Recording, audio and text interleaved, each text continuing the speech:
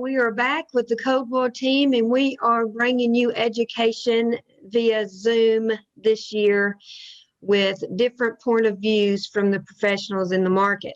And this time we have with us Michael Church from Legacy Mutual, and we have the Coldwell team. And we are started off with the top 5 tips for home buyers. And with our lender's point of view, he has covered start saving early and why. He has covered check and strengthen your credit.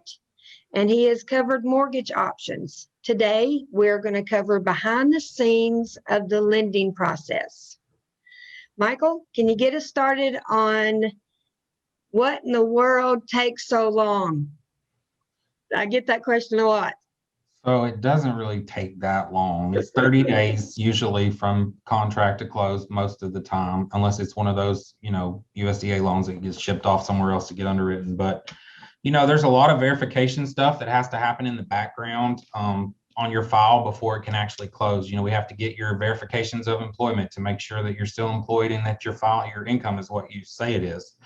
We have to get bank statements and check stubs and all that other stuff that goes along with it. We have to make sure everything's presented in a good way for the underwriter, who is actually the end all be all on whether you get the loan or not, because the loan, even though we run it through an automated underwriting system that kind of renders us a decision knowing if we meet these criteria, the loan's going to close, you still have a physical human being that has to touch that file and re-verify everything that the processor has submitted. They recheck the income to make sure it's figured correctly. They look at the tax returns for losses. They look at your bank statements for big deposits or withdrawals. If you put $5,000 in your account last week, then you're gonna have to explain that. So that's why we just have to make sure that all the I's are dotted and the T's are crossed before we can actually go to the closing table and give you the keys. Gotcha. Could you please give some advice as to what not to do during this process for a buyer? So you definitely don't want to open any new credit. So don't go out after you get under contract and go to Rooms to Go and buy a household full of furniture. We also in the mortgage industry have credit notifications that we activate once the file goes under contract. So if anybody's out buying anything and your credit gets pulled, it automatically will send me an email saying so-and-so's credit was just pulled at Rooms to Go or at Walker Chevrolet or whatever. So don't think you're going to hide it and we're not going to find out about it. We're going to find out about it and we're going to have to prove it and explain it. And a lot of times if it's new debt and your debt to income ratio was already on the line, then it could actually make you not qualify for the loan. Right. The other thing I would say is don't switch jobs during the mortgage process. Don't be 2 weeks in and call and say, oh, I just got a new offer for a new job. Like that's going to really mess the process up. Right. Okay. I think you've covered all of our questions. We were going to go over the docs you have. Now that is something people complain a lot about. I went to his website and they're asking me to send in all this stuff. So you touched on that a little bit at the very beginning. Kind of give us a list of what people are going to need.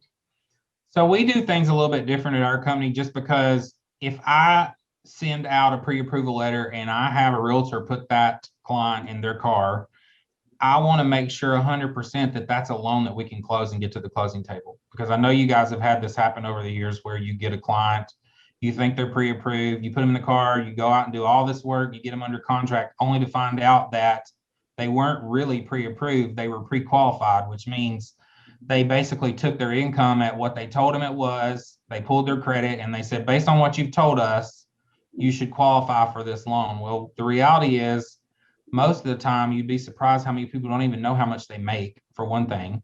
So they either overestimate it or underestimate it. So they could have shot themselves in the foot right there. So we always on the front end will request all those documents up front, because that way, one, we're ahead of the curve so that when we actually do get under contract, we already have most of everything we're going to need to underwrite the file anyway.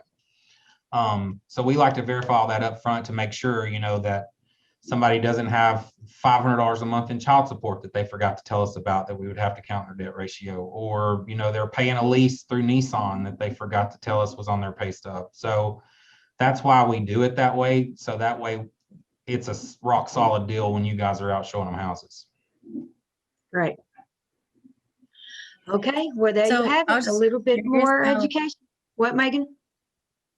No, what? it's okay. Go ahead. Go ahead. I was just going to say, for some people that have had like a prior conviction or judgment, is that going to throw them out from being able to be financed? Good question. Like a criminal conviction? No, like an eviction or like a judgment. Yeah. It could, if depending on how it shows up. So like if you, let's say you skip out on paying the IRS for 4 years and the IRS goes and files a tax lien against you at the courthouse, automatically when we do a title search on that person, that tax lien is going to pop up and it's going to have to be dealt with.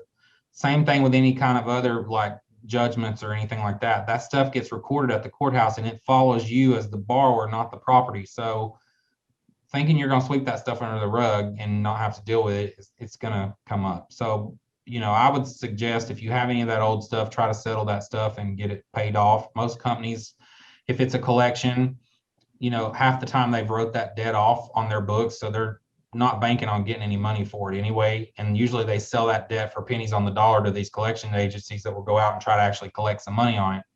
So 9 times out of 10, you can settle that debt for pennies on the dollar. So, if you have $1,000 medical collection, you could probably get away with paying them $250 and settle the thing in completely and not have to pay the whole amount. Right. And as far as like filing bankruptcy or something like that, like how many years ago does that need to be, or does that affect, you being able to write it?